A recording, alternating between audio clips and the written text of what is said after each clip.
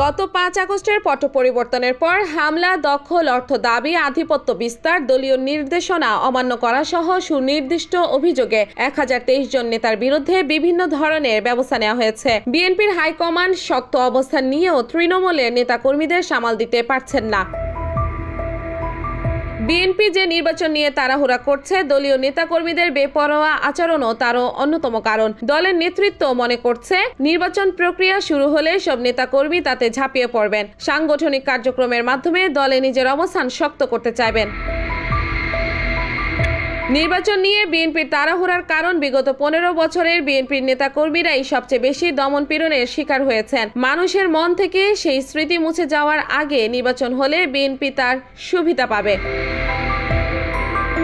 বিএনপির আরেকটি ভয়, ১/১১ এর পর ক্ষমতাসীনেরা দুই নেত্রীকে মাইনাস করতে কিংস পার্টি গঠন করেছিলেন, যদিও সেটি শেষ পর্যন্ত সফল হয়নি। এবারও সেরকম মতলব থাকতে পারে বলে আশঙ্কা আছে। সেই ক্ষেত্রে বিএনপি চাইছে সম্ভাব্য কিংস পার্টির গঠনের আগেই নির্বাচনের রোডম্যাপ ঘোষণা করা হোক। শুরু থেকে ছাত্র জনতার গণ অভ্যুত্থানে কৃতিত্ব নিয়ে বৈষম্য বিরোধী ছাত্র আন্দোলন ও বিএনপির নেতৃত্বের মধ্যে বিতর্ক চলে আসছিল। বিতর্কটি চূড়ান্ত রূপ নেয় রাষ্ট্রপতি মোহাম্মদ শাহাবুদ্দিনের পদত্যাগ করা না করা নিয়ে।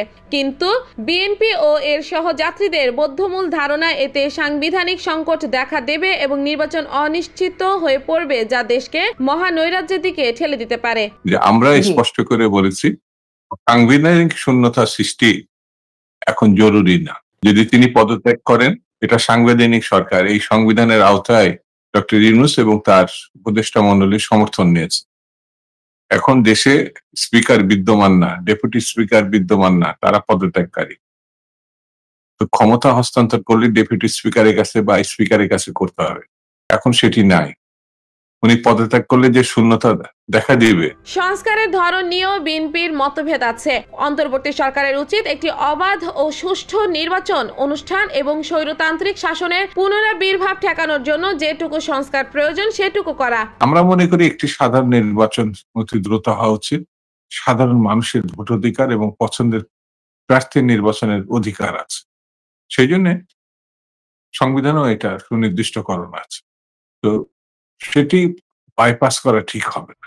আওয়ামী লীগ ক্ষমতায় থাকতে বিএনপির সংকটটা ছিল একমুখী, মাঠ থেকে রক্ষা পাওয়া। এখন সেটি বহুমুখী রূপ নিয়েছে। তৃণমূলের নেতাকর্মীরা বখরা নিয়েও মারামারি করছেন। অতীতে আওয়ামী লীগ নেতাকর্মীদের দখলে থাকা টার্মিনাল স্টেশন ও হাটবাজার স্থানীয় বিএনপির নেতাকর্মীরা দখল করে নিয়েছেন। বিএনপি একটি নির্বাচিত গণতান্ত্রিক সরকার প্রত্যাশা করে এবং আমরা গত 16 বছর ধরে লড়াই করছি একটি নির্বাচিত সরকার, মানুষ ভোট দিয়ে একটি সরকার প্রতিষ্ঠিত করবে।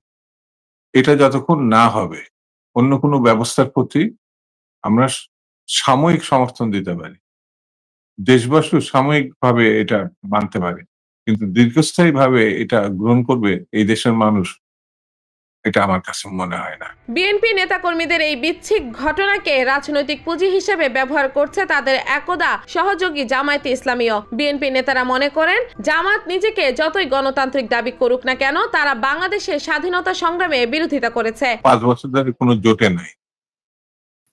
আমাদের সঙ্গে 20 দল ছিল, 4 দল ছিল, সরকার ছিল। এখন কিন্তু আমরা কোনো জোটে নাই। আমরা আবার সবার সঙ্গে সম্পর্ক রাখি। জোটে নাই, কিন্তু সবার সঙ্গে সম্পর্ক। যারা আন্দোলনমুখী, জামাত আন্দোলন করেছে।